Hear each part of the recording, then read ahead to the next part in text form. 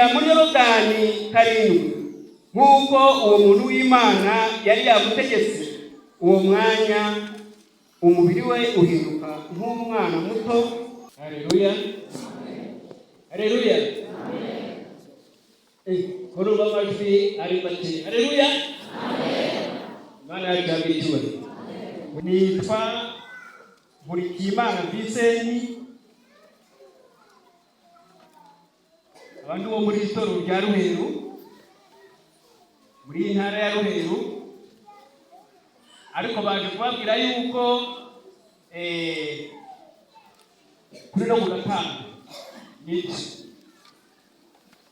ku Gatanga, nubwo duhurira hano twese duhari bitewe n'impamvu abizera bazi y'urusengero, ariko dusengera hano kuko nyiri umugimba hano.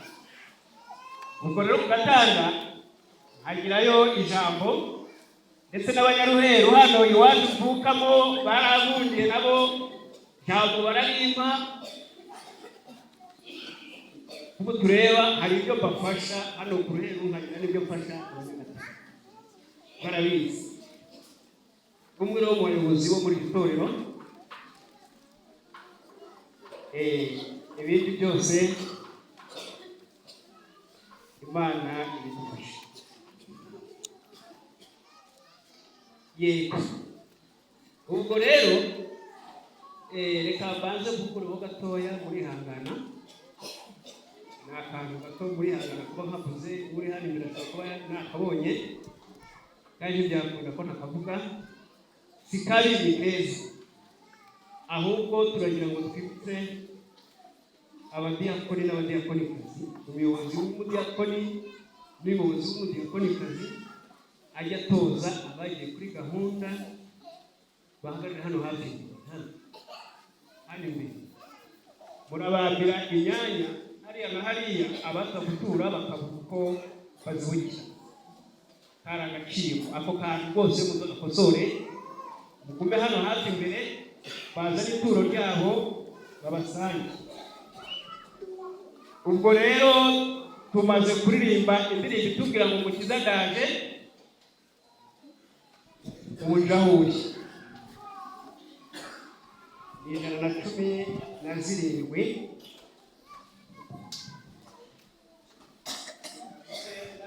gatoya.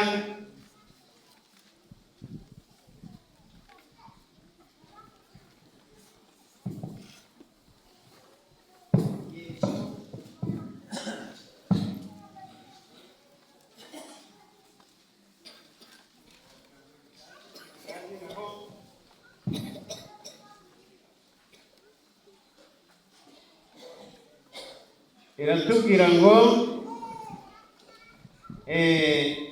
Mukiza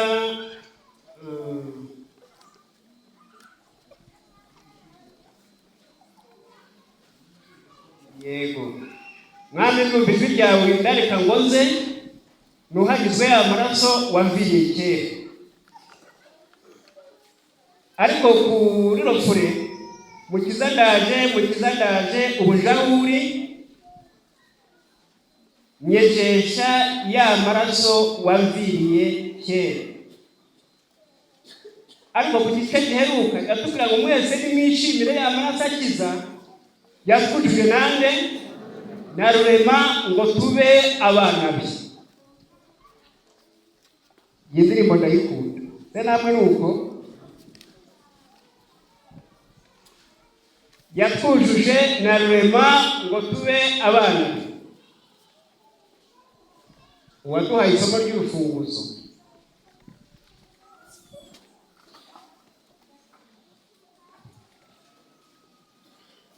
yatubwiye ibya Namani y'umubembe. Igitekerezo cye murakizi cyane, ntabwo turi bubitindeho, ariko igikomeye cyane tubasha kureba aha ngaha ni ukumvira. Namani ubwo umugaragu w'Imana yamubwiraga kujya kwiyiriza mu mazi kugira ngo inshuro 7 kugira ngo abashe gukira ibibembe, Hamani yarahinduye, arongera arahinyura ati ntibishoboka, nta nubwo nshobora kwemera kujya kwiyibiza muri kiriya kiziba. Umuntu w'Imana aramubwira ati genda nyaboneka ugiye kwiyibiza mu mazi inshuro 7, ibibembe byawe birakira. Hamani arabirira. Ariko ku murongo wa 13 yaravuze ngo abagaragu be baramwegera baramubwira bati, data, iyaba uwo muhanuzi yagutegetse ikintu gikomeye ntuba wagikoze. Nkanswe kukubwira ngo yuhagire ubumuke. Murongo wa 14 badusomeye uratubwira ngo nuko Namani cyangwa se nuko aramanuka yibira muri Yorodani 7 nk'uko uwo muntu w'Imana yari yagutegetse. Uwo mwanya umubiri we uhinduka nk'umwana muto. Icyiza cyane cy'ingenzi gihari, Namani ageza gute? Arahumanuka. Kubera ko yaramaze kugenda gute? Yari yumviye akora icyo umuntu w'Imana yamutegetse. Uyu munsi se tubwirwa kangahe? Tubwirwa iki? Bwoko bw'icyaha turavuga ngo nta bibembe. Nta bibembe tugira. Umuntu wese yatekereza ku bibembe bye, ntatekereze ku bibembe bya Namani. Namani yari afite ibibembe bigaragara ku mubiri inyuma, ndetse ku buryo nawe umuryango we n'abagaragu be n'aho yanyuraga n'aho yagendaga batigeraga bemera kumwegera bakamuhakana. Twebwe uyu munsi ibibembe bitumaze ni ibihe? Uyu munsi ibibembe byacu ni ibyaha bwoko bw'Imana. Ibyaha byacu ibyo twanga kwihana, twanga gukiza, tukanga kubabarira, tukanga kwemera amaraso ya Yesu Kristo kugira ngo atwoze, atweze. Ibyo byaha bya Namani mukomeje mugasoma, mwabona ko mu bagaragu be harimo uwitwa Gihazi. Ariko kuko Namani yari amaze kugenda akabona umuntu w'Imana amushyiriye igihembo ariko byita, cyangwa se amaturo, cyangwa se amayabo, kuko yari yifitiye agahinda ko gushaka gukira. Ariko yaramubwiye ati, mu Isirayeli hari Imana twe turakiza, ubwo gukiza Imana yakirije nta ndamu bakenera guhana, ahubwo igende. Ariko Gihazi ati oya, aza gutinyuka, asubira inyuma areba Namani, areba Elisa ku ruhande, arasimbuka aragenda ati, databuja arambwiye ngo ibyo bintu bimuhe, arabintumye ndetse n'imyambaro, ndetse umva nawe agiye kubeshya. Yarabeshye.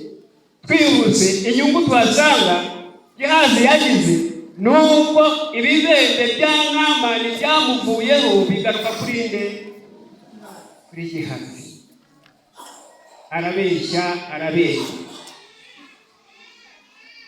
Uyu munsi urabeshya Imana kugira ubuntu, uriba Imana ikakugirira ubuntu, urasinda ikakugirira ubuntu. Umva, ese bingana iki? Ibintu byinshi cyane. Ariko ni ibibembe. Ni ibiki? Ni ibibembe. burya umuntu umwe yaririmbye avuga ngo iyo ataba amaraso ya Yesu ngo ntabwo tuba tugenze gute, ntabwo tuba tukiriho. Ariko kuko Yesu yatumireye amaraso y'igiciro cyinshi, yaraducunguye, izina ry'Imana rihabwa icyubahiro.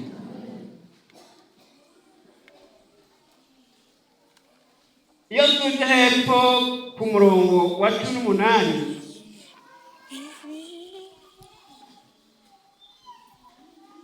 haratubwiye ngo ariko Uwiteka ajya ababarira umugaragu we.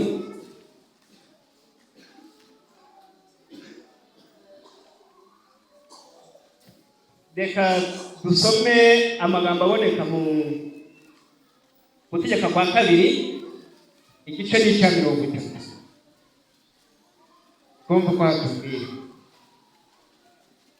mufate Bibiliya, ntabwo twebwe wacu ntabwo ari padiri uvuga wenyine.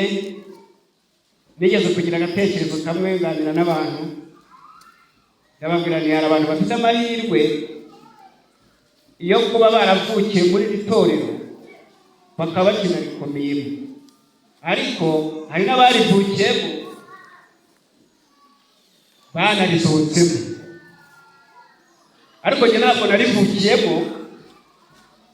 Icyakora data yari umudivantiste, aza no kubivamo.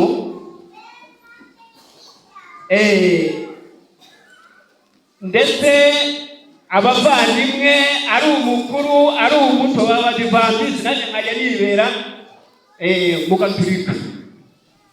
Ariko nigeze kugira ubwo ntekereza, sinagiraga Bibiliya nk'iyi ngiyi, nari mfite akabibiliya dore kangana gatya, bakitaga igitabo cy'umukirisitu.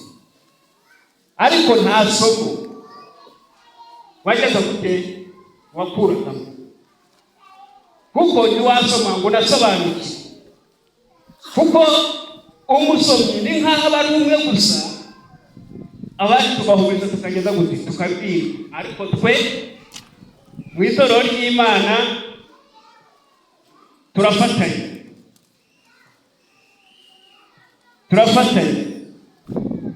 Niyo mpamvu nababwiye ngo mu gitabo cya 2 cy'Abami igice cya Gutegeka kwa 2 ahubwo igice cya 30, ariko mugerageze namwe gusome ku murongo wa 19. Hari amagambo atubwira ngo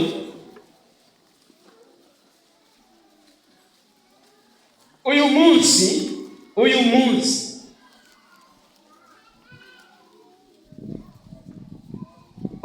ntanze ijuru n'isi ho abahamya bazagucinza yuko ngushyize imbere ubugingo n'urupfu, umugisha n'umuvumo, nuko uhitemo ubugingo ubone kubaho wowe n'urubyaro rwawe. Murongo wa 20, ukunde Uwiteka Imana yawe, uyumvire, uyifatanyeho akaramata, kuko ariyo bugingo bwawe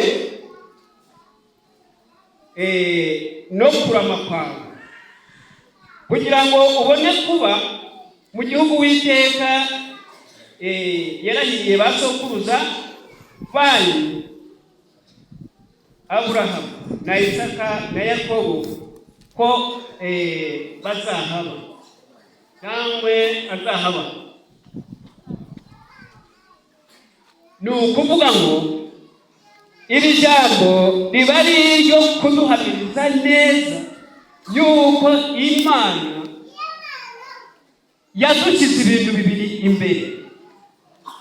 Ariko mbere yaturemeye ubugingo buhoraho ndetse tureme tunezerewe, ariko umwanzi araza we ntiyishimira kwa kurema kw'Imana, ashyiramo kirosera. Iyo kirosera ateza isi gukora icyaha, ateza umuntu gukora icyaha. azaniye umuntu gukora icyaha. Umuntu akora icyaha, ariko ibiri ku isi byose bigira ingaruka kubera umuntu uko yakoze icyaha. Ngo n'ubutaka buravuma.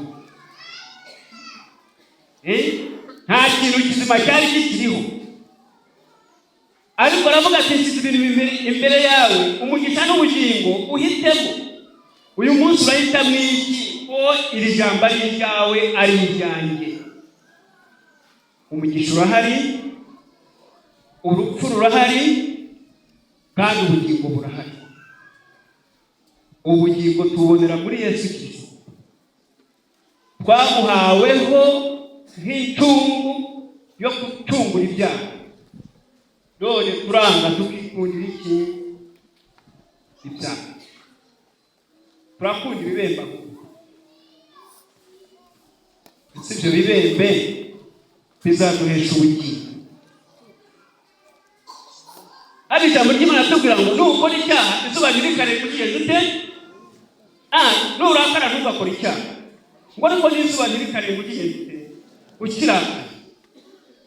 Kubera yuko hari umukiza, hari uwadukijije, kandi uyu munsi aracyadukiza.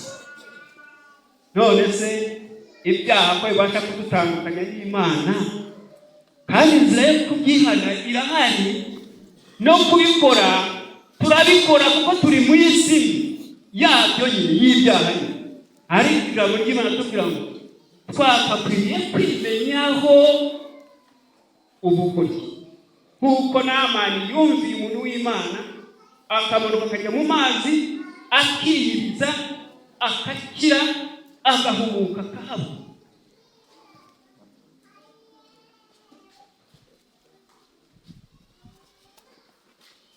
Kubaka urusengero, nakunze kuba hafi ya sudire y'ibi byuma turi kubikora.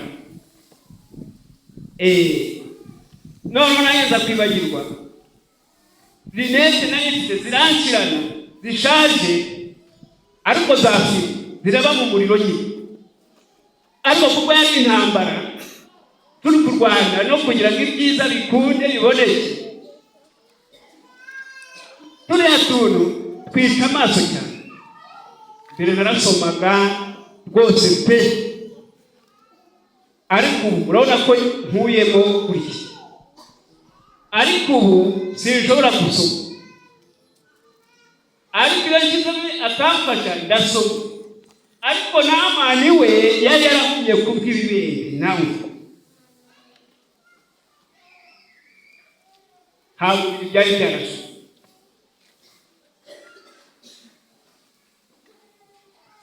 We n'ibyo dusoma ntabwo yabisoma, ariko akimara kwiyiriza mu mazi yagenda arahumuka.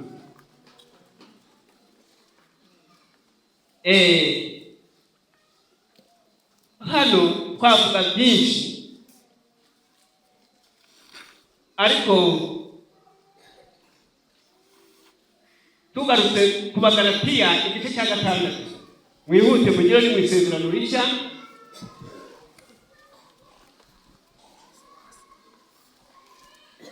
Tuhajye turebe icyo hatubwira.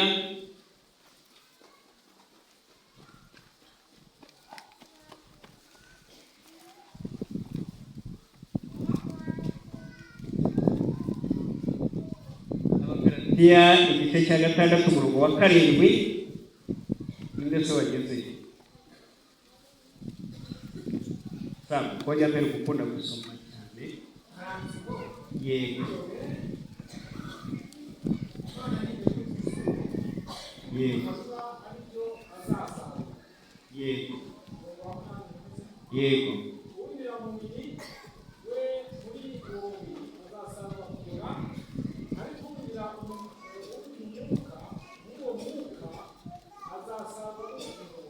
Urakoze cyane. Bari bahumugisha. Bana yacu niyo bugingo, kandi n'ubugingo buzima, kandi iyo tuyemereye tugira ubugingo buhora. Hano aratubwiye ngo ntimuyobe, Imana ntinegurizwa isura. umuntu abiba ari byo azasarura.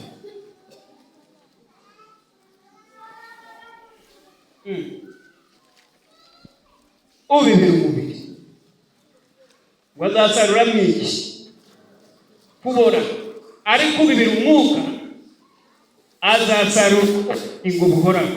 Kiza ibintu bibiri imbere yawe, urupfu n'ubugingo, kugira ngo uhitemo. Bwoko bw'Imana, we wicaye hano uyu munsi urahitamo iki? Mu migendere yawe, mu myambarire yawe, mu mirire yawe, mu minywere yawe, mu mivugire yawe, mu mikorere yawe, urahitamo iki?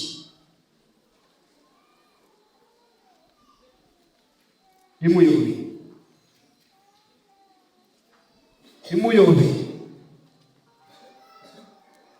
Kuneguza izuru urabizi.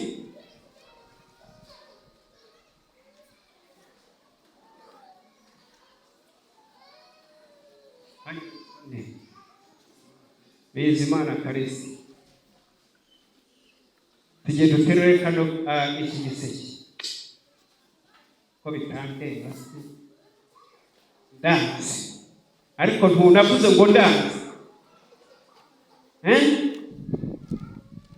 Hari ibintu byinshi cyane watangaho biki. Tumaze igihe turi mu bikorwa byo gukora umurimo w'Imana kugira ngo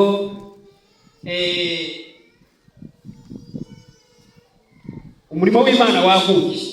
Maze igihe muri Mutarama, turinjira muri Gashyantare, ariko barakubwiye bati umurimo w'Imana utaragera utoya. Ntabwo ryo nahamagariwe, ahubwo kanaka niwe bireba. Reka mbabwire akantu gato. Ubu twarazamutse, tumaze kurenga umupaka, narabyumvise mu zindi ntara. Hari aho abantu bakira Kristo mezatera, sinzi uko nabivuga. Uyu munsi niba amaze imyaka 30 muri Ritoya, uyu munsi ndibuze kumenya ko icyacumi n'ibirundo ndiho mbiha pastor. Uyu munsi niko ngiye kubimenya. Uko si ukwakira Kristo. Bukeye abandi bati iyo ni imitwe y'abadive. Ese koko ni imitwe? Duhamye dutyo, dukora ibyaha nkana kugira ngo ibyaha byacu byitugapfire ku nzugi z'iwacu. Niba tubwira bati inyubako, ntabwo ko mfite ijambo hano, mpagarariye inyubako cyangwa nshinzwe imirimo y'inyubako, ariko Imana ubwayo niyo yubaka. Ariko se niba tukubwiye ngo zana igihumbi toya, igihumbi cyanjye se nagitanga, n'icyawe warakivukanye se? Tugiye dutekereza ibiri mu isi si ibyacu, natwe ntituri abacu ngo twigenge, ahubwo dukwiye gukoresha imirimo amaboko yacu, umwuka duhumeka, impagarike yacu yose tukayikoreshereza Umwami Imana. Niyo mpamvu rero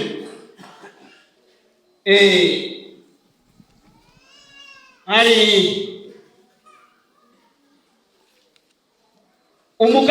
umugani Yesu yaciriye abigishwa, sinasoza ntawugezeho. Soma muri Luka n'igice cya hafi cya 19. Ariko hari amagambo yababwiye ngo aho umwe yafashe mina 10 aziha abagaragu be, umwe baragendera 5 aragendera zicuruza, Bibiliya yanditse ko ari ukuzigenzura. Ngiye mvuge ko ari ukuzicuruza. Arangije ngo aragenda azunguka izindi 5. None arahindukira aramubwira ati, nuko mugaragu mwiza, noneho weguriwe indi misozi 5 kugira ngo ugeze ute uyigenge. Undi afata 2 arazigenzura, nawe arongera ahabwa imisozi 2. Wa wundi umwe wahawe imwe aragendera yitabira arayibika. Azageze imbere ashebwe aramubwira ati, databuja, nari nzi ko uri umunyamwaka, nari nzi ko usarura aho utabibye, nari nzi ko uzaza itarano yawe, nanze kwigenzura ngo utazamumbana akira ibyawe. Harya ingaruka ze zabaye nziza. Baramubwiye ngo nibayimwambure, nibamara kuyimwambura agende bayihe abashoboye kuyikoresha. Nawe agenda ate? Asezererwa amara masa. Niba ntacyo ufite Imana irabizi. Niba nta gicyo ushoboye gukora Imana irabizi. Reka dusozereze hano. Abefeso 4:20. Ngaho nimumfashe kuba aya masomo y'Efeso. Abefeso 4:20. Noneho turasoma n'ibisa 5 umurongo wa 10. Ihangana baride urubacereze kubera ko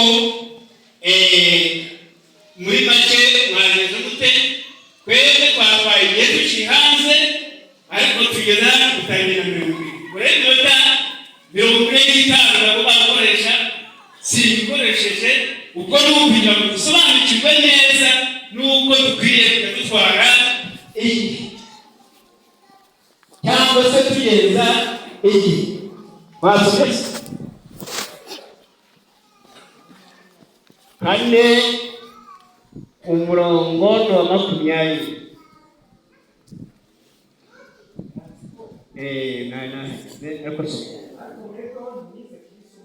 Yego.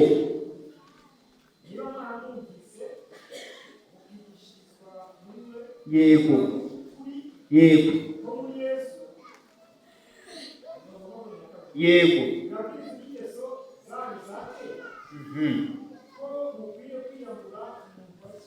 Yego. Yego. Yego.